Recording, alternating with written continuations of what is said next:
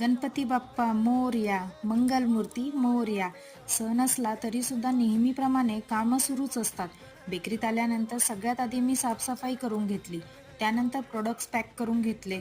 खाली टोस्ट काउंटरला लावून घेतले.